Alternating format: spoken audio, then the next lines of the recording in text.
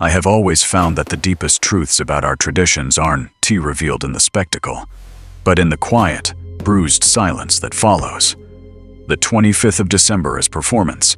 It is noise, forced intimacy, and the blinding, desperate cheer of expectation. We spend weeks constructing the illusion, only for it to collapse. Not spectacularly, but with the soft, slow deflation of a forgotten balloon. And then comes the 26th. If you pay attention, the day after Christmas feels fundamentally different from any other day of the year. The light itself seems changed. A cold, gray, blue cast that penetrates the kitchen windows, illuminating the remnants of the feast, the stripped carcass, the damp remnants of wrapping paper piled like snowdrifts, the sudden, paralyzing exhaustion that isn't merely physical, but cultural. We call this day Boxing Day, or perhaps St. Stephen's Day. We assign it convenient narratives, a day for charitable giving, a day for servants to rest, or, more recently, a day for aggressive consumer sales. We assign it rest, but we rarely assign it meaning. We accept this lull, this mandated pause, as necessary recuperation. But the world doesn't pause for simple fatigue. The machinery of our shared reality, the intricate calendar that governs commerce and spirit, does not simply shut down because we've had too much pudding. I have spent years tracing the subtle, almost invisible fault lines in the historical record. The moments when the official timeline skips a beat, when the purpose stated on the parchment does not align with the behavior encoded in the architecture. And in my time spent turning these forgotten pages, I've realized that the 26th of December is not a day off. It is an administrative necessity. When you look closely at the customs that were truly honored by the church and the crown before consumerism sanitized the whole affair, the 26th was less about handing out small charity boxes and far more about accounting. It was a hinge point, not of rest, but of critical inventory. Think of the massive psychological and material weight accumulated during the Festival of Nativity. A weight that, if left unchecked, could derail the subsequent 12 months. The common explanation that servants were given boxes of leftovers is true, but shallow. It is the visible surface of a deep, unseen engine. Historically, this date was reserved for a profound balancing of the books, not just of wealth, but of temporal and spiritual debts. The ancient exchequer, the king's treasury, often saw this day as the unofficial moment, when the vast, complicated accounts of the year's giving and receiving had to be reconciled. The books had to be closed, the sins tallied, and the temporal scale re-zeroed, all under the cover of universal exhaustion. What if the primary function of Boxing Day was never to rest, nor to give, but to consolidate? To quietly audit the damage done by the reckless excess and revelry of the 25th, the true purpose of the day after Christmas was to take stock of what had been spent, consumed, or inadvertently revealed during the high-pressure theater of the primary holiday. It was a required moment of sober assessment, a brief, stark encounter with the ledger of scarcity, before we plunged back into the expectation of abundance that defined the new year. The vast, organized effort of Western society to mandate a quiet, gray day immediately following its most dramatic feast was never random. It was a function of control. You do not simply wipe clean the slate of a year. You have to meticulously verify every entry. You must ensure that the scale of debt, both moral and financial, has been properly quantified and contained. Without this critical, invisible function, the whole structure of the subsequent year would risk collapse. This is not about charity. This is about spiritual governance. The question I present to you now, as we begin to unpack the strange necessity of this secret purpose, is this: if the entire Western world was quietly forced to dedicate the day after its greatest feast to the reconciliation of its outstanding balance, what exactly was it that we were all so desperately trying to hide or contain before the sun rose on December 27th? We move now from the incandescent glow of the 25th of December into the pale, uncertain light of the 26th. It is a day that feels like a forgotten appendix to the main chapter, yet it holds a significance and a darkness all its own. In much of the Commonwealth, it is known primarily as Boxing Day. For those rooted deeper in ecclesiastical history, it is Saint Stephen's Day. The duality of those names, one profoundly secular and focused on physical containers, the other rooted in the first recorded Christian martyrdom, is the first clue that this date is fundamentally conflicted. The accepted narrative, the one whispered across breakfast tables laden with leftovers, is deceptively comforting. It speaks of charity, generosity, and the necessary redistribution of wealth. Historically, Boxing Day is the date where the upper strata of society finally acknowledged the human machinery that powered their celebration. The domestic staff and servants, who had worked tirelessly throughout the Christmas feast, cleaning, cooking, maintaining the fiction of effortless opulence, were finally given the day off. They were often presented with a Christmas box, a small gift, sometimes money, or perhaps provisions saved from the main holiday. The tradition wasn't merely domestic, confined to the great houses of Britain. It was institutional and deeply ingrained in the social fabric. For instance, ships setting sail would carry sealed boxes containing contributions, dedicated to ensuring a safe voyage. If the crew returned successfully, these boxes would be handed over to a priest and opened on the 26th. The contents distributed to the legitimately poor. And within the church walls, the great iron poor boxes, those silent, weighted witnesses to a year of quiet suffering, were finally opened after the high drama of the Nativity had concluded. But here is where the surface narrative begins to fray. Why the waiting? Why did the act of profound Christian charity require an arbitrary 24-hour deferral? The opulent feast of Christmas Day demanded absolute presence, absolute consumption. It was a day designed for the defined household, maximizing indulgence and isolating the celebration. The 26th of December became the mandated clean-up operation, not just of wrapping paper and discarded poultry bones, but of social conscience. It was a necessary acknowledgement of debt, but one that was only permitted to thin after the feast was safely concluded. Was the delay intentional, a finely tuned social mechanism to contain and control the uncomfortable reality of poverty and servitude? This sense of delayed release, of a required accounting after the party, is intensified when we look at the date, its original namesake, St. Stephen. Boxing Day as a concept is soft and approachable, speaking of coins and leisure. St. Stephen's Day is hard and violent, speaking of rocks and outrage. Stephen was the first martyr of the early church, stoned to death for speaking difficult truths that directly challenged the established order. The religious calendar, which often hides deep, disturbing psychological maps of societal need, positions this brutal foundational murder immediately following the birth of hope. Why? Because the very act of celebrating purity and potential instantly requires the confrontation of the consequence of that hope. The violence required to stamp out its disruptive potential. The 26th is the day we acknowledge that the system, even when celebrating its highest ideals, is prepared to crush dissent. The boxes handed out were not just gifts, they were pacification measures, ensuring the continuation of the status quo. The tension becomes even more pronounced when we examine the traditions that historically defined this date in the US and UK cultural spheres. Traditions often now regulated or forgotten entirely.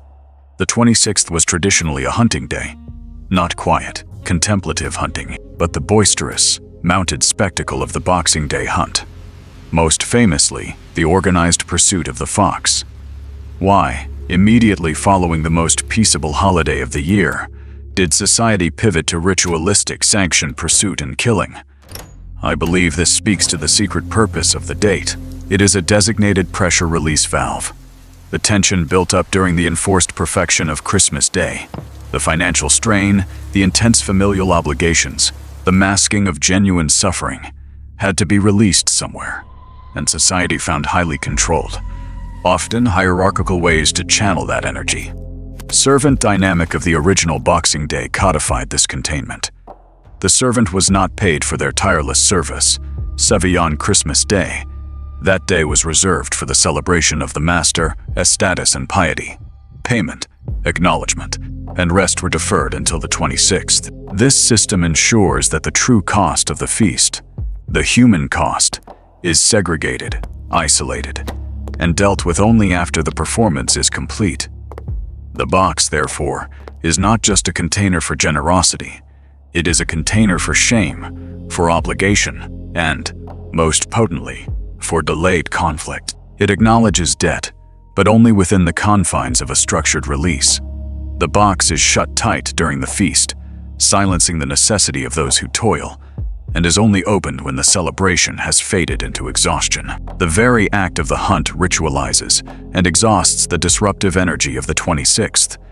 If we understand the 26th not as a day of simple charity, but as a mandatory societal cleanup, a necessary catharsis that prevents genuine disruption, the character of the day darkens considerably. It is the designated moment where society, having just celebrated the highest ideals of brotherhood and peace, permits itself ritualized violence, whether the stoning of inconvenient truth or the organized pursuit of prey. This deep-seated need for an immediate emotional and physical purge is the core tradition we have forgotten. We see the leftovers, the frantic sales, the quiet exhaustion. We forget the structured urgency built into the calendar. Think of the psychological toll of enforced joy. The 25th demands performance, demanding smiles from those who have nothing, demanding patience from those who labor without rest. Almost violent snap back to reality. It is where the ledger is balanced, and not always kindly. What happens when this contained energy, this deferred debt, finds an unstructured, unplanned release? The official story of the 26th is benign and warm, a day of rest and modest charity. But the hidden truth is that this day was specifically engineered to be a vessel for uncomfortable truths and channeled aggression. It is the day the system reasserts control by allowing a measured degree of chaos. I found one such record, a forgotten scream within the silence of the American calendar, where the pressure cooker of Christmas exploded directly onto the 26th, leaving behind headlines that were swiftly forgotten, buried under the weight of holiday exhaustion. The silence after Christmas Day is not the peaceful silence of rest. It is the deep, heavy silence of institutional collapse, of temporary exhaustion, of the guard being intentionally lowered. If Christmas Day is the forced climax of communal joy, the 26th is the moment the stage lights dim and the janitorial staff, or in our hidden history, the auditors, are allowed onto the floor. I have spent years sifting through the archives of great cities, looking not for the front page news, but for the tiny buried notices, the legal amendments, the announcements placed on Fleet Street or Wall Street on a date when editors knew the educated readership was still drunk on plum pudding and family warmth. These are the documents filed in the dead zone, the hours when the machinery of observation ceases its relentless grind. And it is here, in the cold light of the 26th of December, that we find a pattern of startling clarity. Think back to the late Victorian era, the height of the industrial machine in both London and New York. The poor had been fed, the charitably inclined had paid their due, and the great houses were still echoing with the forced conviviality of the previous day. Yet, for those who truly understood the levers of power, the financiers, the industrialists, the political fixers, the day after Christmas was less about charitable spirit and more about strategic maneuver. It was the perfect cloak for the bitter truth that the system was fundamentally transactional, even predatory. I found one specific example, a thread running through the financial headlines of 1898, a year often remembered for its geopolitical bluster, but rarely for its domestic quiet violence.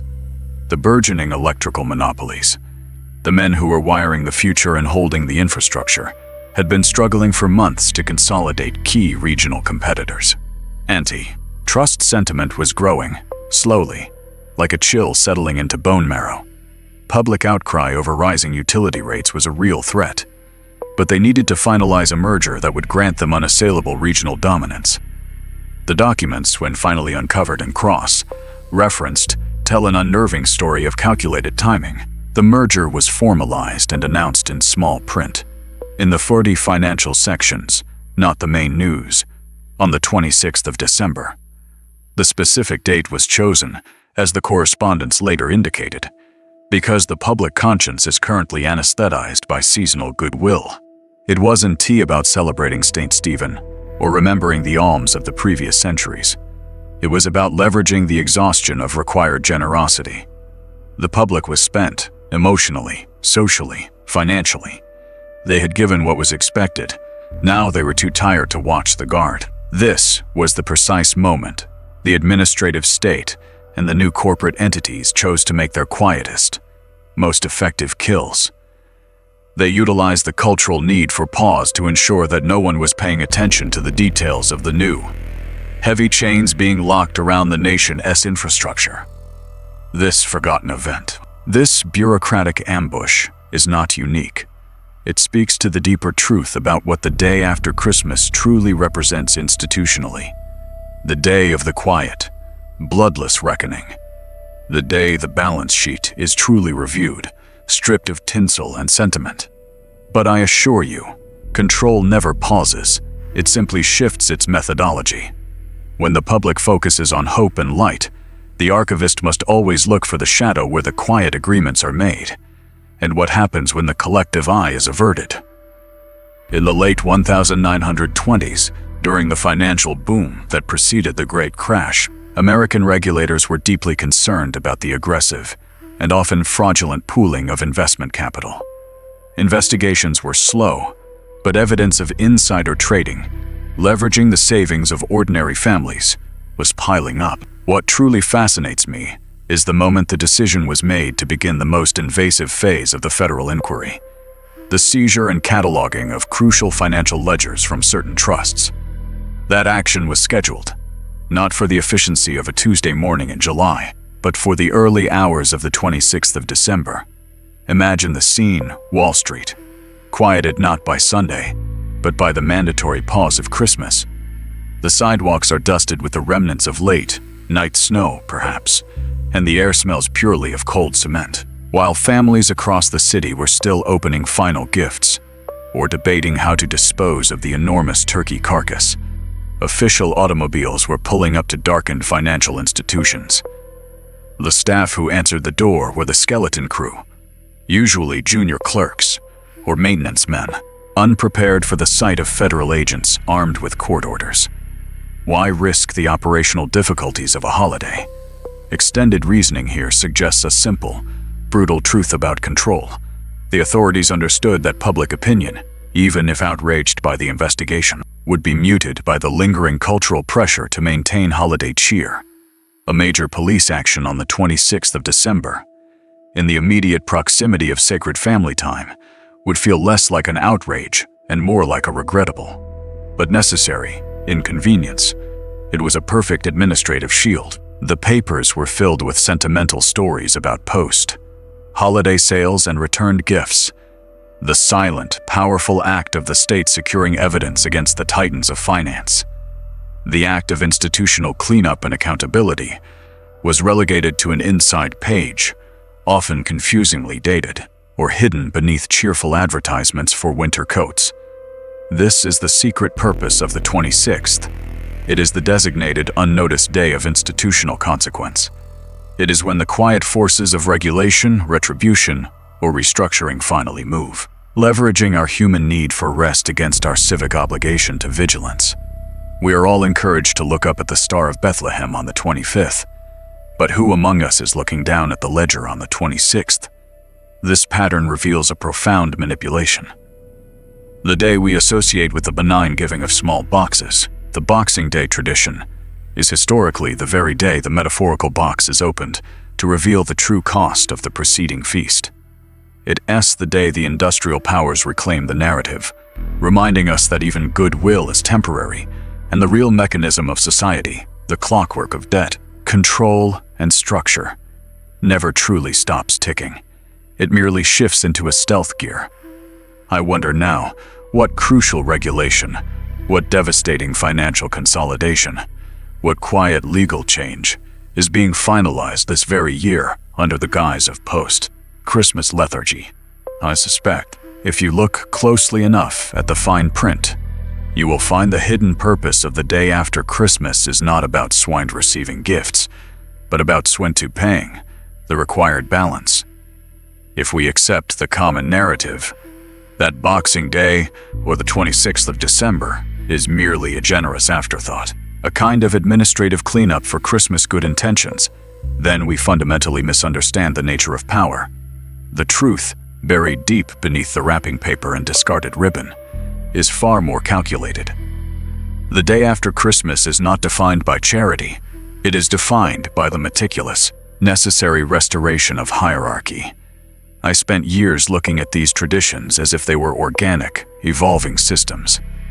But the deeper you dig into the archives of the 18th and 19th centuries, the clearer the engineered structure becomes. Christmas Day itself was a momentary, dangerous equalizer. The rich and the poor, the master and the servant, were theoretically united under the banner of Christ as birth. They might share a communal toast, or at least occupy the same sacred space. But this momentary blurring of lines was a psychological and social risk to the ruling class. Chaos starts when people forget their place. Boxing Day, then, was the hard reset. It was not a spontaneous outburst of goodwill. It was the mechanism designed to clear the moral ledger before the new year began.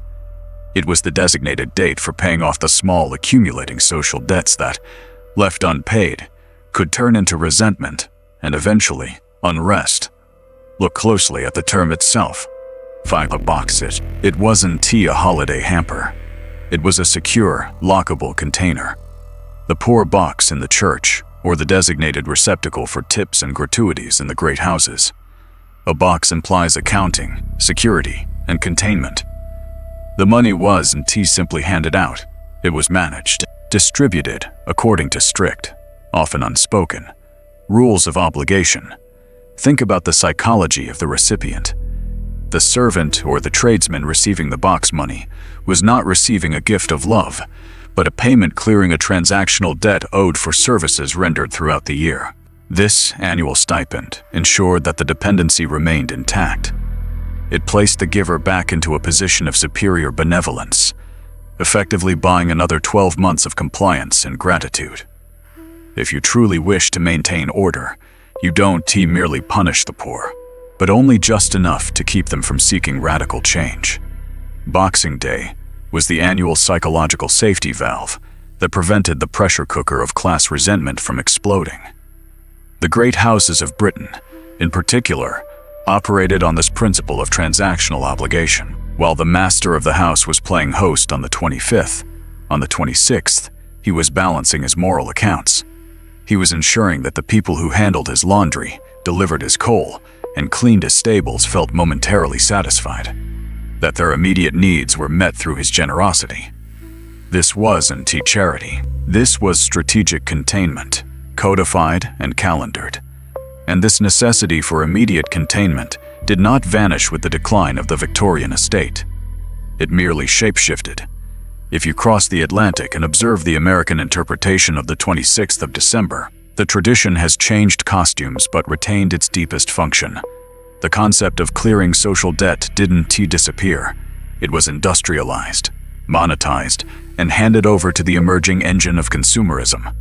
The twist that makes the entire modern holiday season look sinister is this: Boxing Day, in its US and Commonwealth manifestation, transitioned from clearing social debt to suffragette creating economic debt, all while offering the identical psychological release. The massive, aggressive push of the post, Christmas sales, Black Friday, as exhausted sequel, serves the exact same purpose that the master's stipend once did. After the artificial high and the forced emotional labor of Christmas Day, people are left with a massive expenditure of energy and resources, and a sudden void. Culturally, we are trained to fill voids with spending. The Boxing Day sales phenomenon isn't about maximizing savings.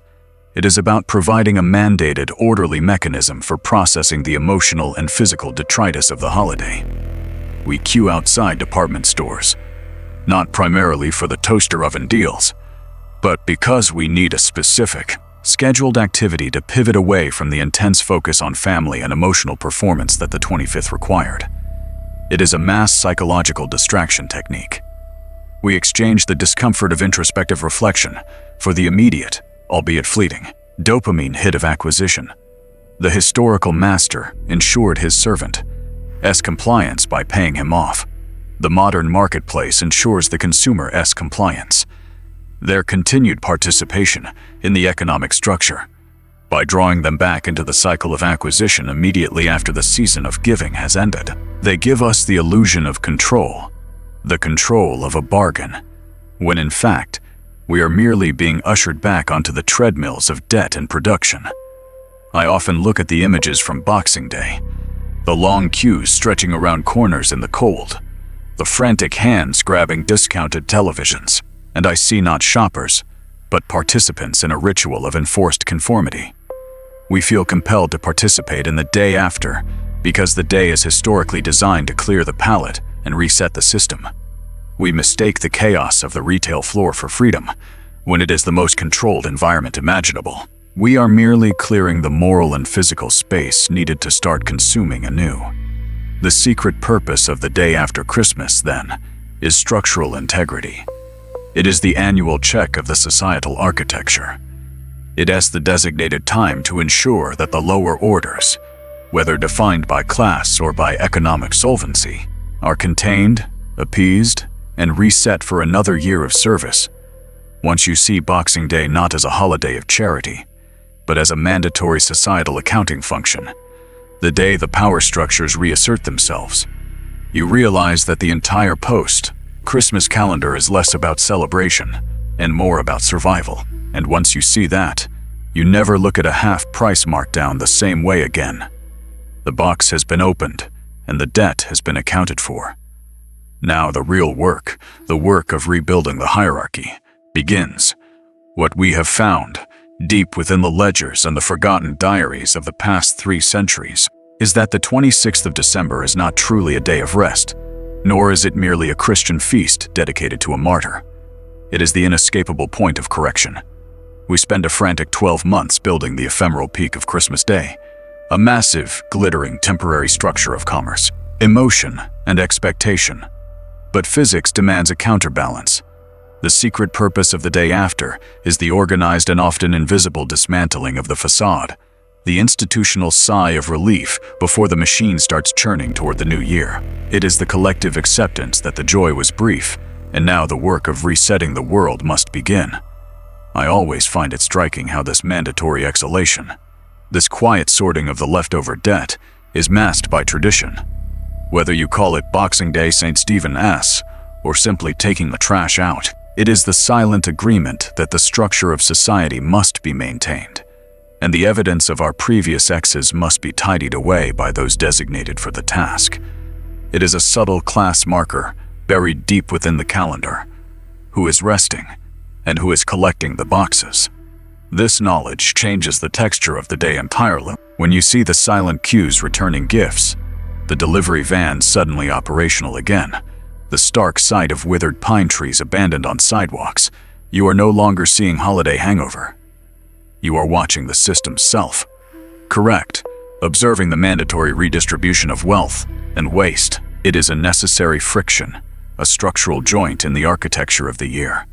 The file is closed now, but the truth of the day after Christmas, that mandatory utilitarian necessity, is a sight you will not unsee. It is the echo of forgotten labor, woven into the fabric of the modern calendar. Keep an eye on who is working and who is waiting for the leftovers. That is where the secret still resides.